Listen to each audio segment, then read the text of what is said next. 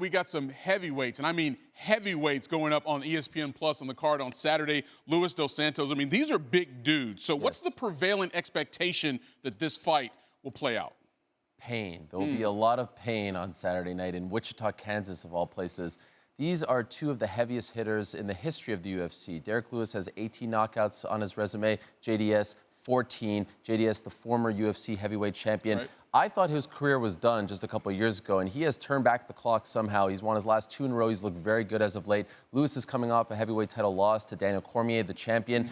He took that fight on short notice. He was a little bit out of his element in that fight, but I'm expecting a big performance out of him on Saturday. So I loved it. When they announced this fight, I was all in. Okay. I circled March 9th on my calendar. All right, let's go back to go forward. UFC 235 Saturday, Jon Jones does what he normally does. He wins the light heavyweight division, extending his streak. Now, there's been talk in the past about him trying to move up to heavyweight. What's the expectation that that would actually happen? No chance anytime soon. Okay. It's not happening. He wants to stay at light heavyweight.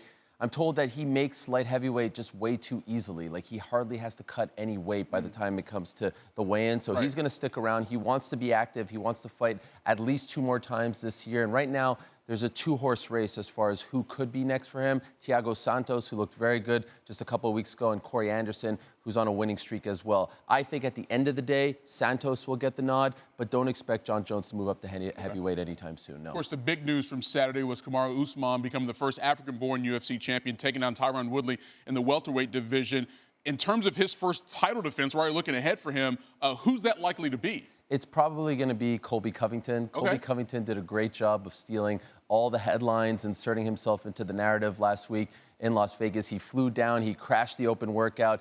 He went to find Dana White at a local casino. He got into a scuffle with Usman at a casino on Sunday after the fact. I mean, he was all over the place. That's a fight that everyone wants to see. They hate each other. They truly hate each other. He's the interim champion. They have to make that fight. It's unfortunate for Woodley, who should probably get an immediate rematch, but I think they'll go with Covington-Usman next. It's the drama that sells, and there's legitimate hate between 2 fighters. Yeah, all in on that one. Ariel, appreciate the time, man. Thank you. All right.